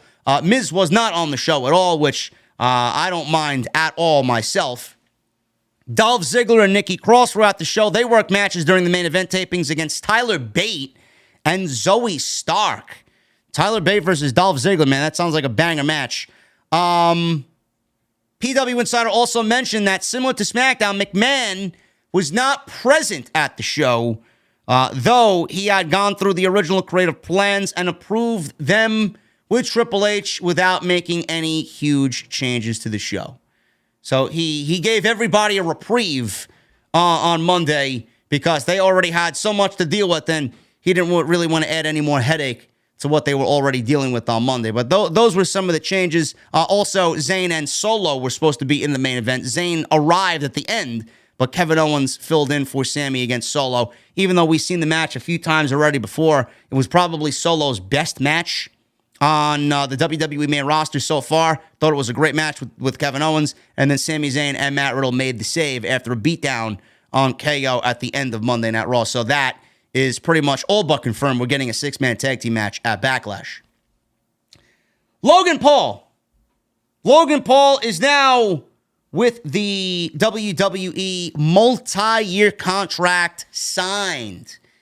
After teasing leading up to WrestleMania and coming out of the event, being a free agent, whether or not WWE teasing WWE, whether they would renew his contract or not, Logan Paul has confirmed he signed a multi-year agreement with WWE, and he's back with the company. He's probably making more money than he was on his previous deal. He made his in-ring debut in 2022 when teaming with The Miz to take on the Mysterios at WrestleMania 38. And they lost before Paul beat The Miz at SummerSlam, turning on his partner. Paul lost to Roman Reigns at Crown Jewel in one hell of a match for the Undisputed title. And then he worked the Royal Rumble, where he eliminated Seth Rollins, which set up his WrestleMania match with Seth Rollins. And he lost to Rollins at WrestleMania 39. Whether you like Logan Paul or not, whether you approve of him being there or not, it is a great business decision for WWE to bring him back and feature him in high-profile matches on their PLEs. So I have no problem with that at all. Based on the work that we've seen him go out there and do, I have absolutely zero problem with Logan Paul being on the show because you know that you're going to get a banger match no matter who he's in the ring with. Now, the problem that I have is a lot of the dirt sheets were reporting that WWE has an unofficial hiring freeze for 2023 so far for the first 4 months of 2023 after Triple H brought back so many different people. When everybody thought Vince McMahon was gone for good, Triple H had a field day by bringing back a lot of the talent that Vince McMahon ultimately fired because they were NXT, and Vince McMahon did a lot to destroy what Triple H created in NXT for one reason or another. Now, Tama Tonga was also on the list of guys that Triple H wanted to bring in, or there was some interest from WWE in maybe exploring him coming on into the company. Brian Cage was also another name. He just confirmed signing with AEW. Jay White is all elite. There were a lot of reports out there that Triple H was super confident that he was going to bring in Jay White. Authors of Pain were another tandem fired by Vince McMahon that were very much black and gold while Triple H was down there leading the charge on NXT. They were a possibility of coming back. Eric Young supposedly has been signed since November, and he hasn't really debuted yet. Maybe WWE brings him back with the WWE Draft. I don't know. Nick Aldis was another one. Fightful reported that Triple H was also high on Nick Aldis. Now, I don't know if that's ever going to happen. I don't know if Vince McMahon is going to take a look at Nick Aldis and want to push Nick Aldis on his television. I could see Nick Aldis working for AEW at the Wembley show. That much I could see. But Nick Aldis, Triple H was high on him, so that means Vince McMahon has nothing to do with Nick Aldis and doesn't want anything to do with Nick Aldis. But there is a hiring freeze. There is a hiring, unofficial, but there is a hiring freeze. WWE reportedly will be cutting $50 million to $100 million in budget, maybe more than that, for departments that they don't need because Endeavor has their own departments. They're going to trim the fat, and it's just going to come with the territory with a merger of two companies like UFC and WWE. But my thing is, and people try to get one up on me because I am who I am. I have a voice in the community, and they like to prove content creators wrong. I put out a tweet when Logan Paul had tweeted that he signed a new multi-year deal with the WWE. Yeah, so much for that hiring freeze. People were like, oh, it's a contract renewal. It doesn't have anything to do with a hiring freeze. The fuck are you talking about? They're paying this guy double, possibly triple with what he was making on the first go-around, and they're putting more money that apparently they want to stop spending into somebody like Logan Paul. It very much has to do with a hiring freeze. Plus, additionally, and this is where people were really, really fucking wrong, and they tried to prove me wrong, he announced he was a free agent. He said that my contract is over when WrestleMania Night 1 is completed. He didn't wrestle on Night 2. He didn't wrestle on Monday. And it was announced this week, a week and a half after WrestleMania, that he re-upped and signed with the WWE. So for a week and a half, Logan Paul was not a WWE employee. He was a free agent. They brought him back, and they gave him more money than the previous deal. So it definitely contradicts the unofficial hiring freeze of WWE. They're giving money to Logan Paul, but they don't want to bring in actual professional wrestlers that will be there to make their television show better every single week. They gave that money to Logan Paul. Nobody's got a problem with that, though, right? I'm not saying that they can't. This company's got more money than fucking they care to fucking count. And they can't bring in Jay White. Jericho said in a recent interview that WWE had Jay White presented to them on a silver platter. Imagine passing up on Jay White, who looks like Jay White, 30 years old, speaks the fucking language fluently, speaks Japanese. I don't understand how you pass up on somebody like that. Why? But you want to give Logan Paul 2 to 3 times more money than what he was making on his previous deal. Sure thing. Sure thing. I'm happy he's back, but, you know, WWE caters to some, and for others, they're shit out of luck. Speaking of signing and not signing, The Rock. I'm tired of hearing about it, to be honest with you, man. I'm just over it. The Rock is not committed to working WrestleMania 40. Good. I don't care. I really don't care. The more I hear about him not being committed and he can't do it and he's not really ring ready, I'm over it. The longer this goes on, the worse The Rock is going to be. And the worse the match is going to be, whichever match he wants to retire on. So Meltzer talked about The Rock and noted that Dwayne has left a crack in the door regarding his future with WWE, but it's far from a commitment.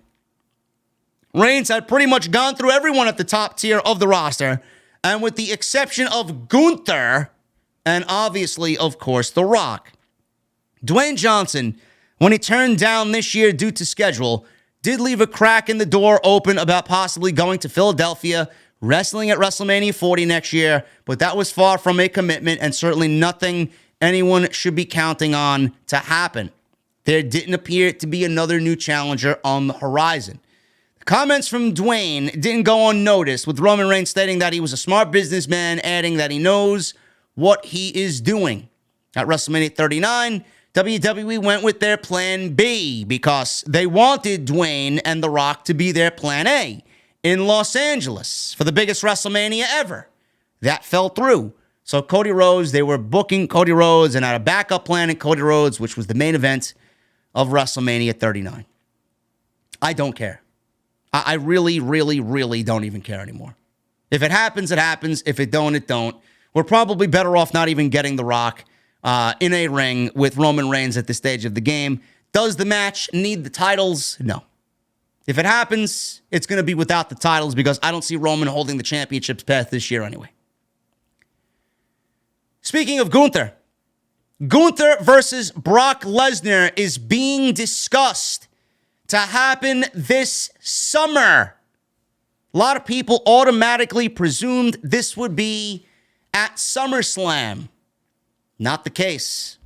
As exclusively reported by WrestlingNews.co, in December, WWE had internally been planning for Gunther versus Lesnar at WrestleMania 39, but it was canceled.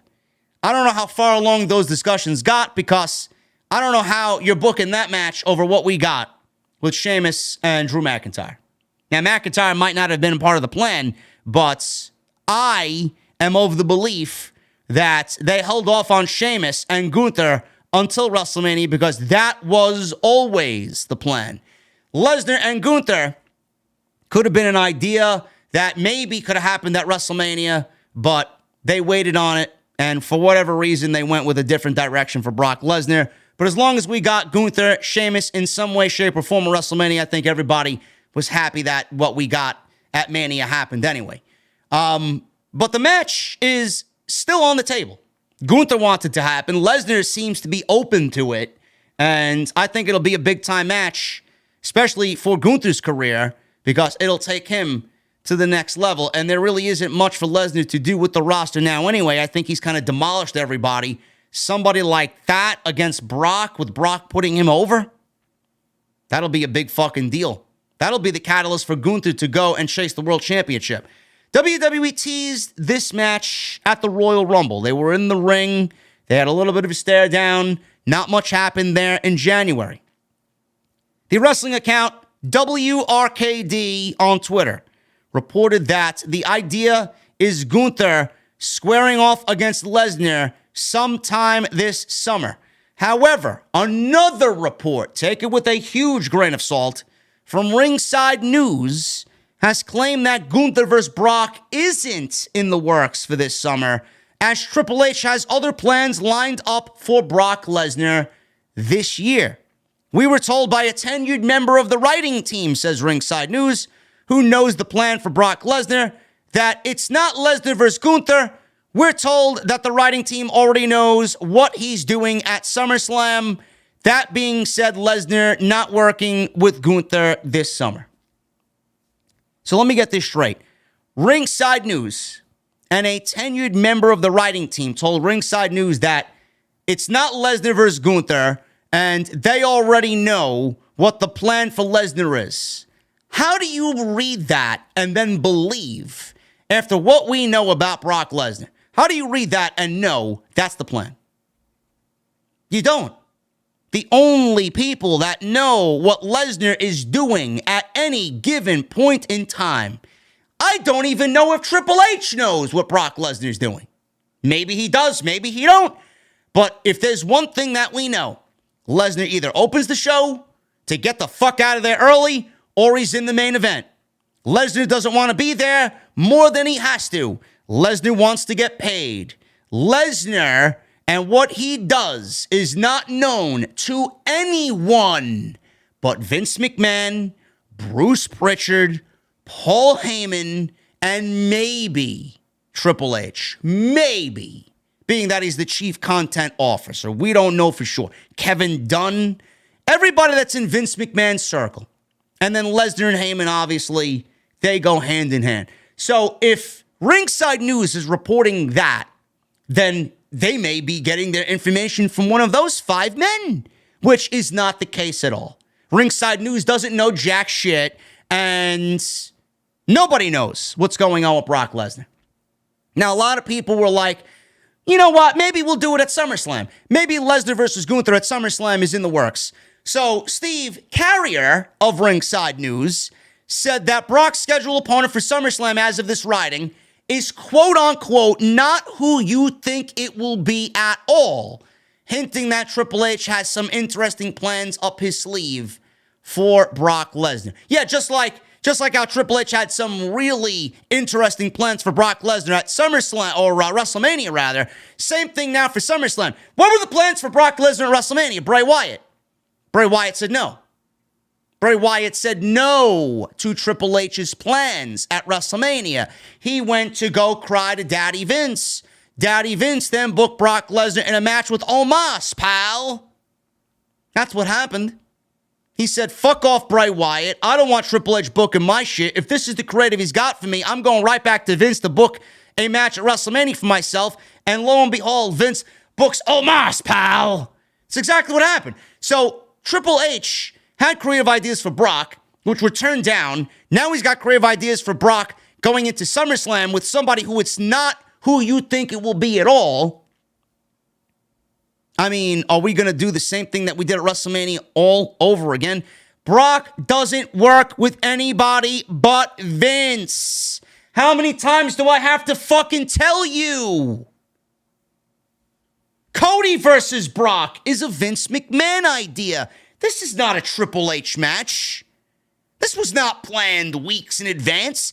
This was booked the day of. As soon as WrestleMania was over, Vince McMahon and Bruce Pritchard got together and booked Cody versus Lesnar. It's exactly what happened. Is it going to happen? Probably. They'd be stupid not to explore it. When is it going to happen? If it's not at SummerSlam, Money in the Bank would be the next best bet. They're in London. They're in the O2 Arena. A match of that magnitude would be a mega spectacle with that audience in that building for Money in the Bank. I don't know. We don't know if Gunther is going to remain the Intercontinental Champion at that point. Will Lesnar be challenging for the IC title? I don't know. Maybe we get it as a final in the King of the Ring. That'll kick off the summer. King of the Ring is happening Memorial Day weekend. Could be. Maybe Gunther and Lesnar is the final of the King of the Ring. I'm just throwing that out there. More than likely that's not going to happen, but who the fuck knows? Lesnar's going to need a big-time match in Saudi Arabia. Who else is on the roster that Lesnar's going to wrestle at a Crown Jewel or wherever the fuck, King of the Ring or Super Showdown? How many opponents does Lesnar have lined up for him at these Saudi shows? Gunther right now could be a potential opponent there. So it's going to be a wait-and-see game, but Ringside News knows what Lesnar's plans are. Sure thing. The real reason why WWE booked Brock Lesnar versus Cody Rhodes at Backlash. So this is coming from PW Insider Elite. Brock Lesnar was never scheduled to appear on this week's Raw, which was the travel day from hell. And apparently they are reporting that the reason why the match is happening at Backlash is because they want the Backlash show in Puerto Rico to have a lot of marquee matches because the show is going to be a part of a promotional push to push Puerto Rico as a travel destination similar to the events in Saudi Arabia and the United Kingdom being used to promote those locations when WWE holds PLEs over there. So the reason why Brock Lesnar and Cody Rhodes is happening at Backlash is because they want to push Puerto Rico to be a destination for families and vacationers. Has nothing to do with the mountain that Cody Rhodes needs to climb, the Cody Rhodes chase for the world title. No, none of those reasons. No, because they want to make Puerto Rico a travel destination, and they're going to use this match as a promotional push for that to happen. On top of the reasons that we were already given, which I have already stated are complete dog shit bullshit. What were the reasons that we got on Monday Night Raw? Does anybody remember the reasons that Cody Rhodes gave us in that great promo that he cut on Monday Night Raw? What were the reasons? One of the reasons was Brock Lesnar was upset with his WrestleMania match. Now, I don't know if it was the match or the order in which the match happened. Maybe he went on first. He was upset with his order at WrestleMania. He was upset that he opened the show. Whatever reason, whatever narrative they want to push, Lesnar was upset with his WrestleMania spot. Why the fuck does Brock Lesnar care? He opened the show, which means Brock Lesnar could wrestle for 4 minutes, leave the fucking venue, and go home. Why am I to believe Lesnar is upset with his spot on the WrestleMania card? So that means everybody else should be upset with their WrestleMania spot. Rhea Ripley didn't main event WrestleMania on night one. She was in the co-main event. She won the Royal Rumble. If anybody should be upset, it's fucking Rhea Ripley.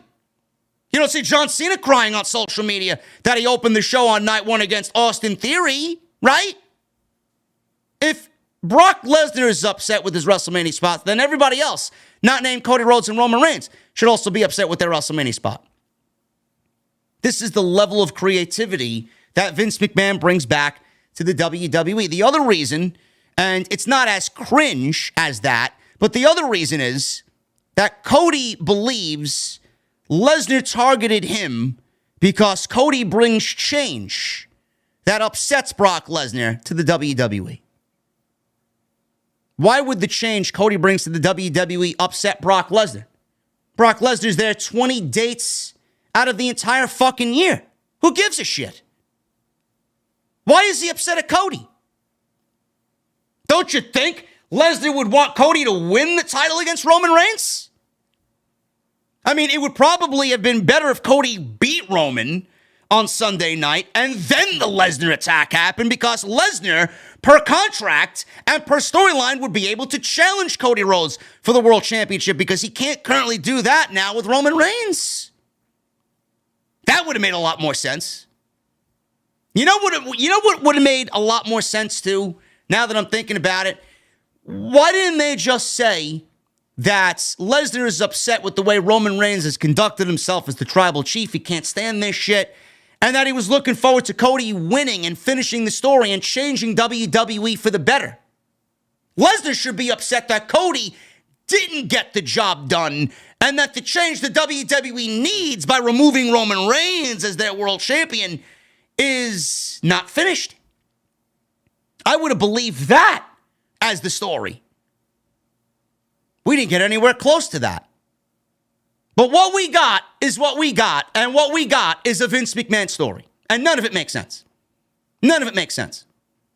They're trying to build Cody Rhodes into being John Cena in 2023. And let me tell you something. Cody Rhodes is not John Cena. And Cody Rhodes should not be modeled after John Cena. I don't want to sit here and dislike Cody Rhodes for the reasons I disliked John Cena and for the way the company gave us John Cena. I don't want them to do that with Cody Rhodes.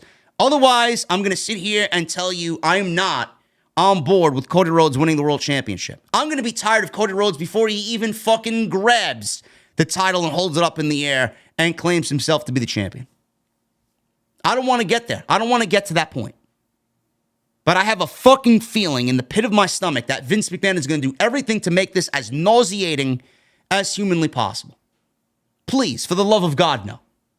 No. That's the real reason. It may be a company reason, but it's not the real reason why the match happened. Moving on. Drew McIntyre. He's reportedly unhappy with creative and money presented to him by WWE. This is coming from Wade Keller of PW Torch.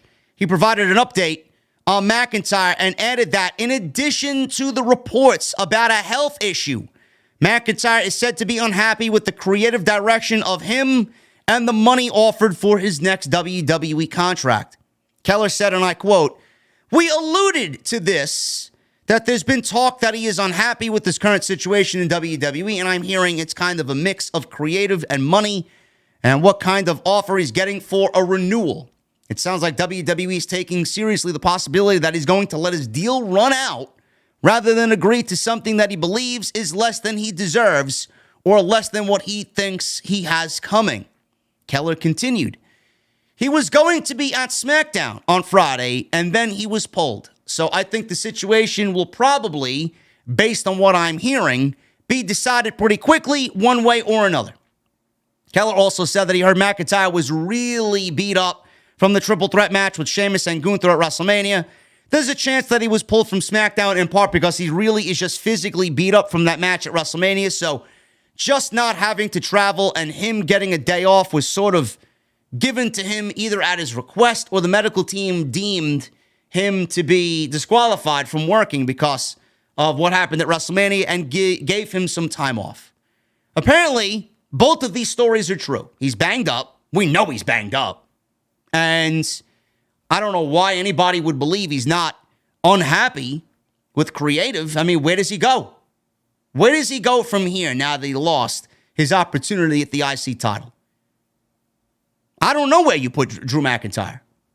Maybe he's thinking, I did all I could in WWE. I've run out of options, and now it's time for me to explore other options with All Elite Wrestling.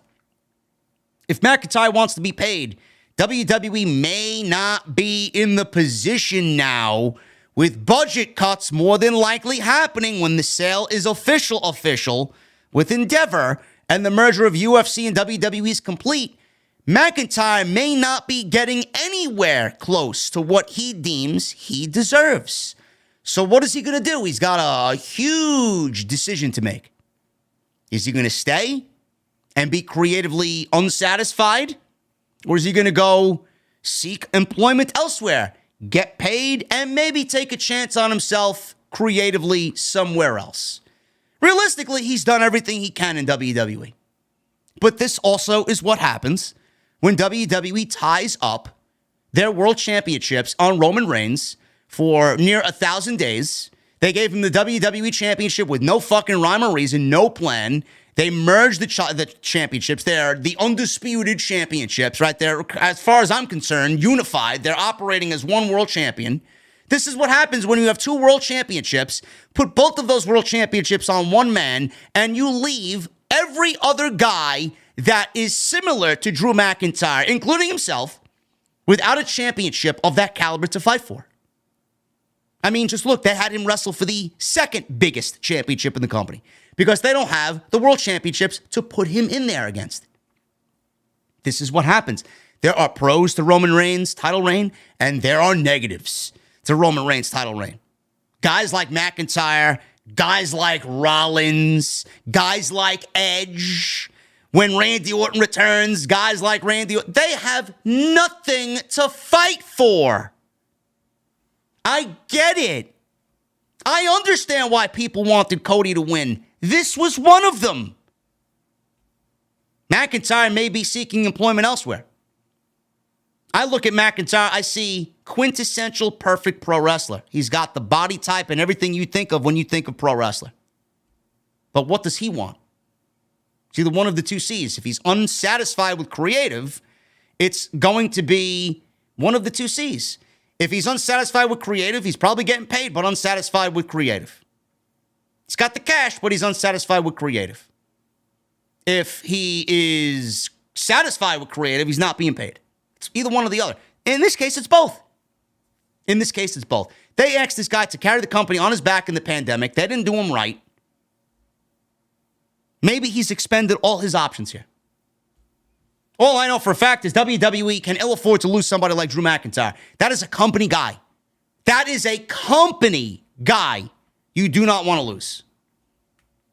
It's going to be a very, very interesting summer, man. And they said the contract is up within the next 9 months. Within the next 9 months, meaning from this point on up until the next 9 months. Going into 2024. Could be fucking next week for all we know. We don't know. It's whenever in the next 9 months. Could be in May, could be in July, could be in August. It could be right before Forbidden Door. It could be right before the Wembley show. We don't know. We don't know. But I would find it hilarious if McIntyre lets his contract run out and then shows up the very next week on AEW television. I know Tony Khan would have a field day with that one. Bandito. Who? Remember Bandito? Yeah, neither do I. Bandito says, and I quote, "At some point, I'd like to go to WWE." Uh-oh. That's not really a good look there, Bandito. That's not really a good look, bro. Come on, man. Come on, man. You're going the Miro route.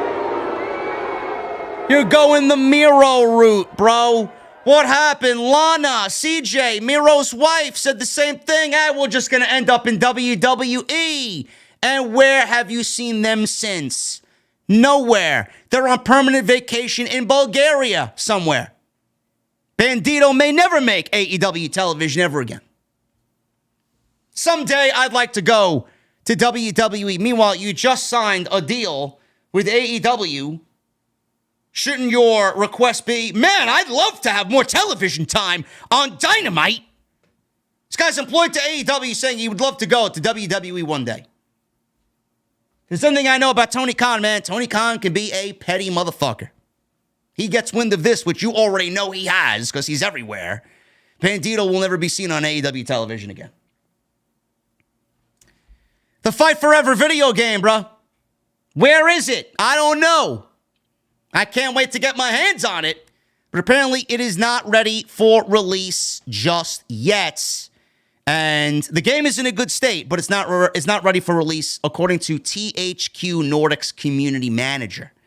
Now, Dave Meltzer, in a recent Wrestling Observer newsletter, stated that the game was basically ready and just had to sort out the release date and promotional material for said release date. However, THQ Nordic's global senior community manager has now publicly refuted this report on his Twitter account and on a Twitch stream, elaborating on where the game is in relation to its release from the perspective of someone who works for the publishing company. And he stated this: for a publisher, the game is not really ready until it is released. It's not finished until it's released, basically. A lot of people are having a massive problem understanding that, which is kind of sad because it kind of creates this thing that everyone now suddenly believes, oh my God, these guys lied. No, they didn't. So hopefully it'll get sorted out soon. The game is in a good state. As soon as we do launch it, I think people will be happy. Then everyone will forget about all the other stuff and everyone will be happy and enjoy it. That's what I've been trying to explain to people. Development can already be sorted out and stuff, but that doesn't mean the game is done. There's still QA. There's still all these different things that they have to do. I just don't see how people misunderstand it, because that might be because I'm part of the industry. So for me, it's common when people check in with me, hey, is this ready? I'm like, oh no, it's in the early stages of publishing. Again, I'm part of the industry, so for me, that's normal that I don't expect everything to be instantly done. That is why it annoys me so much when we are now taking our time. All three houses, UX, THQ Nordic, and AEW, are all taking our time. We want this to be the best we can. We make sure it goes through long QA processes and long submission processes, all these things, and people are like, oh, but we want the game now. Yeah, but we can't have both. You can't have a game that's out right now and then have a good game. There's only one of those things that actually matter, that works, and that matters. I don't know why people are rushing the fucking people making the game. What would you prefer to have happen here? Seriously, I mean, he said it. All these things, people are like instantly, I want the game now. You can't have a great looking game, a great working game, and then have it now when they're not done with it. You can't have a game that's out right now, out right away, and then have a good game. How many games have you seen? Recent games that have been released, that have been buggy, that have been unfinished, and you were probably looking. Cyberpunk is a great issue. Cyberpunk is a great example. If you guys ever played Cyberpunk, the game came out and it was critically shit on. Now it's in the best state that it's ever been. And now, almost 2 years since it's come out, now it's the game that should have been released 2 years ago. Do you want a released game that is buggy, that's not finished, that doesn't look the way it needs to be, and all these problems that you usually see? How many times does a Call of Duty update happen when they release a new expansion pack or a new season and things are broken, the sound sucks, this is glitched, that's glitched, everything's fucked up? Nobody quality controls anything anymore. Why are you rushing these people? When you get a game like this, when you get this game, you're going to get a completed product. That's what matters most to me. I would rather them release it later and it be taken care of completely. But people nowadays, they want everything fucking fed to them immediately, and nobody wants to wait. Everybody's impatient. They got the fucking attention span of a TikTok video. It's what they say, right? Take your fucking time. I don't give a shit when it comes out. I got plenty of shit to play. In the meanwhile, you guys are working on that. And we're going to end with this one, man. We're going to end with this one. Backstage news on WWE plans for Becky Lynch and Trish Stratus. Trish Stratus filled in for Lita on Monday Night Raw, where Lita got attacked by not by Damage Control, by Trish. Everybody thought it was Damage Control, but it was actually Trish who attacked Lita in her fit of jealousy. And Trish teamed with Becky Lynch. They lost the undisputed Women's Tag Team Championships against Raquel Rodriguez and Liv Morgan on Monday Night Raw. Titles were changed, and Trish turned heel. So Dave Meltzer noted on The Observer that WWE is sticking with its original plans of waiting until SummerSlam for Becky versus Trish, but SummerSlam is happening in August in Detroit. I don't know why we're waiting all these months to get that match to happen.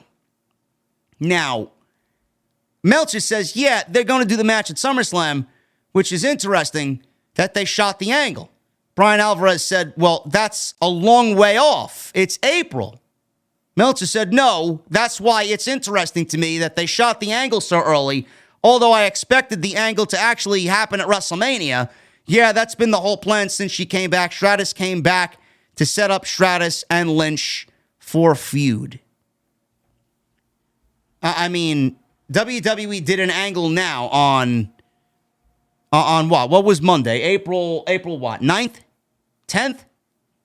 And we got a SummerSlam match booked this far in advance on WWE television? I don't think that's the case at all. So that means we got to see more of Trish Stratus on TV doing what? Meanwhile, you got other women, a whole other fucking just slew of women on WWE television dying for television time, and you want Trish Stratus to remain on TV April, May, June, and all of July. 4 months. So we're going to see Becky Lynch and Trish Stratus feud for 4 months. I'm already over it. The heel turn sucked. The tag team title match sucked.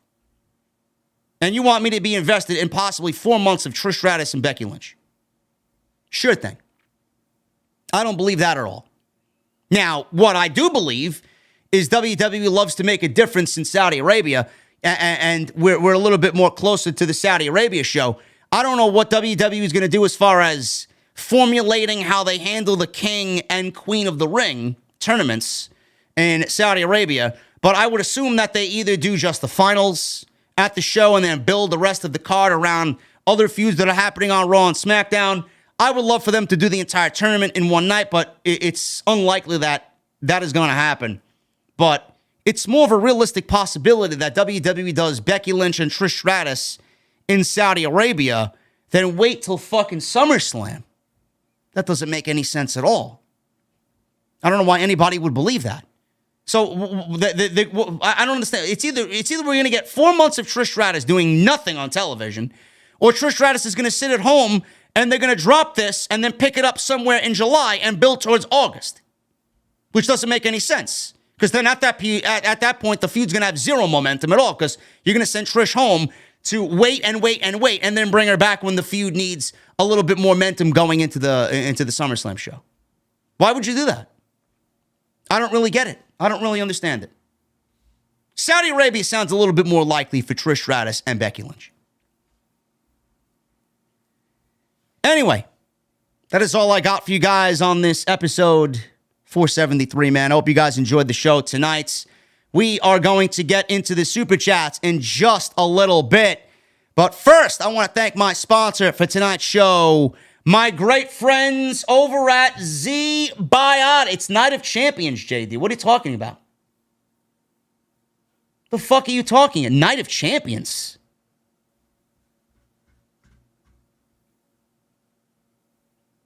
What? King of the Ring is not happening now? Where is this? Wow! Legitimately just showed up on my feed. I'm sorry. Wow, is Vince back? Is Vince McMahon back now or what? King of the Ring canceled. WWE has announced that the September premium live event in Saudi Arabia. Oh no! Wait a minute! What happened? WWE announced that the September premium live event in Saudi Arabia will be Night of Champions. The Night of Champions name appears to be replacing the King and Queen of the Ring event that was previously announced. The PLE calendar looks like this now. May 6th in Puerto Rico, Backlash. Night of Champions, May 27th in Jeddah, Saudi Arabia. Money in the Bank, July 1st in London, England at the O2 Arena. And SummerSlam, August 5th in Detroit. Boy, is Vince McMahon back now or what, man? There's gonna be no tournaments in my company, pal! Man, if you need any, it legitimately just happened. It legitimately just happened. But why are they saying September, though? What does this mean? The report on WrestlingNews.co says, WWE announced that the September premium live event in Saudi Arabia will be Night of Champions. But then it says in the same report, no, WWE tweeted. They fucked up. WWE legitimately tweeted, May 27th, premium live event, Night of Champions. Unbelievable. Vince McMahon just canceled the King of the Ring. Plans change. There's going to be no tournaments in my WWE, pal. Oh, my goodness. That was a typo from WrestlingNews.co. Yep. Vince McMahon's back. Vince McMahon just canceled Night of Champions. So there you go. Becky versus Trish at Night of Champions. Definitely going to be a thing. Anyway, I want to thank you guys for joining me on the podcast tonight. Once again, sponsored by my great friends over at Z-Biotics. This is a word from Z-Biotics. We'll get into the super chats and then get the hell out of here on this episode 473 right here on Off the Script. Guys, you know me very, very well. I love my nights out and I love my adult cold beverages. But let's be real. Every time we go out and we have a few too many, we don't bounce back the same way that we used to when we were younger. It's either have a great night out or have a great next day without all the headache. That is until I found Z-Biotics, today's sponsor, right here on Off the Script. Drinking alcohol produces a toxin called acetaldehyde. It's this toxin, not just dehydration, that causes the worst morning after effects of drinking. Using genetic engineering, we built a probiotic that breaks down acetaldehyde. We started with a natural probiotic bacteria found in a Japanese superfood called natto. Then, we altered its DNA so that it produces an enzyme that breaks down acetaldehyde. This is similar to what your liver does, but our probiotic does it better. After spending a year building a prototype, we put it into a drink with this hypothesis. Before drinking alcohol, you drink our probiotic, and it works in your gut throughout the day and night, breaking down acetaldehyde and setting you up for a great next morning. Learn more at zbiotics.com. Z-Biotics, it's a pre-alcohol probiotic, and it's the world's first genetically engineered probiotic. It was invented by PhD scientists to tackle rough mornings after drinking. It's very simple, guys. The way it works is when you drink, alcohol gets converted into a toxic byproduct in the gut. It's this byproduct, not the dehydration, that's to blame for your rough next day. Z-Biotics produces an enzyme to break this byproduct down, and it's designed to work like your liver, but in your gut, where you need it most. You know, the first time I actually used Z-Biotics was during the holiday season last year, and I knew I was going to be drinking a lot with family and celebrating the Christmas season. So I took a Z-Biotics before we actually went out, and I was actually surprised at how it worked the next day. I had the gym the next day. I had to get up and go to the gym, and I'm like, I don't want to miss my gym session. I don't want to call Genius up and tell him, listen, bro, I can't come in. I had a few too many. But I took a Z-Biotics. I drank responsibly. I woke up the next morning, and I was ready to go for the gym no matter what I drank the night before. So it does work, and I am a testament to that. And normally when I go out and I do my thing and I know it's going to be a long night, I always pack at least one Z-Biotics with me to get the job done. I want you guys to give Z-Biotics a try, man. Go give it a try for yourself. Go to zbiotics.com/script and get 15% off your first order when you use script at checkout. Z-Biotics is also backed with a 100% money-back guarantee. So if you are unsatisfied for any reason whatsoever, they will refund you your money, no questions asked. Remember to head to zbiotics.com/script and use code SCRIPT at checkout for 15% off. And I want to thank Z-Biotics for sponsoring this podcast right here on Off the Script. Thank you guys very much for supporting the podcast right here on episode 473, man. Follow me on social media at JD from NY206, Twitter, Instagram, TikTok, and Cameo. Make sure you guys hit that subscribe button down below. Turn on the bell for notifications. Continue to hit that thumbs up, man. We are 70 likes away from 1,000. And go and check out all the other videos on the channel. Plenty of it for you to get consumed in right here on Off the Scripts. Michelle Moran with 3 $2 super chats. Vince not involved in the draft. Bullshit. Punk coming back is great. Love to see him versus Bryan. And will the Bloodline be drafted as a group? Yes. The Bloodline's going nowhere. Main event, 81 with a 5-month membership in the OTS venue. My job is like WWE because my boss acts like Vince. Call her Sam McMahon with voice effect. Thanks. Teach me, Tribal Chief. I'm sorry that you work with somebody that is reminiscent of Vince McMahon, bro. Chris Malinowski.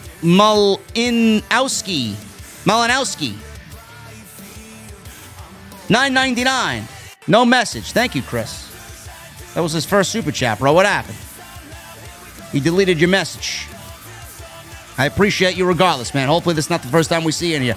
Paul David of the 5. Rays are 13-0. I don't believe it. I don't believe that they're 13-0. We got a $4.99 super chat from someone by the name of Me. JD, always the best of the best. OTS family, always the greatest. Been watching for many years. You always are my favorite. Thank you always for everything. Thank you, brother. It means a lot to me, man. John Lamey with a $5 super chat. OTS number 1, OTS for life. Thank you, John. Lord J. Coyle with 18 months. Halfway to getting the JD title. Love your streams. Not always able to watch them live because of time zones, but I always watch. Hope to see you again in August. Thank you, Jay. I appreciate you, brother. Desi D TV with 7 months. How's it going, JD? Love the new setup you got, bro. Your channel continues to grow into perfection. Keep grinding. The IWC GOAT is the best. Thank you, Desi. Appreciate you, man. Always evolving. Always. Otis, 16 months. Thanks, JD, for the work that you do. Been here a long time, and I ain't going nowhere. OTS for life. Hashtag OTS Bloodline. Thank you, my guy, Otis. Desi D with another $4.99.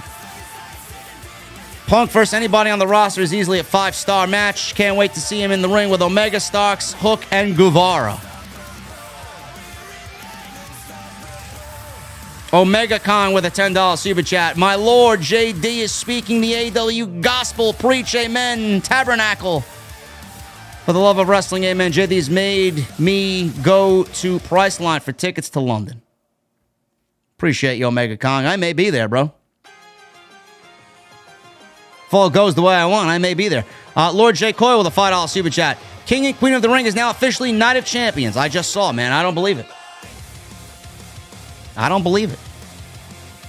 K Splash with a $7.99 super chat. The locker room was happy to let Hardy back in after risking people's lives on the road, but not Punk for saying a few words and getting into a scuffle. I mean, when you put it that way, yeah. D-Man, $1.99. Vince McMahon's product is trash. 50-50 booking. Shaking my head, man. Vince sucks. Vince needs to get the fuck out. Jacob smiling with 8 months. Thank you, Jacob. Hope all is well, JD. Enjoy listening to the podcast every week. Thank you for all that you do. Jacob, thank you so much, brother. The cake with 21 months. I can't wait to finish my story and get that golden microphone. I can't wait for Punk to come back. I'm happy to be here. Can I get a strawberry cream ale? I don't know if we have that in the venue, bro. I have to look. This is a cocktail establishment, bro, not a beer establishment. That's upstairs. I gotta look. I don't think Jesse ordered that, man, this month. I don't think Jesse's even taking inventory. He's too busy getting ready for his Ring of Honor stream. Tay-Tay, the savior of the $4.99. JD, did you see that WWE changed King and Queen of the Ring to Night of Champions? Yes, I did. D-Man, $1.99. It says, JD, our Braves swept the Reds. Sucks to be sap. Fuck the Reds. What can I say? Nemesis with 3 months. The current situation with Cody worries me. Vince is going to ruin this whole thing, which is why I don't see him winning the title, at least this year.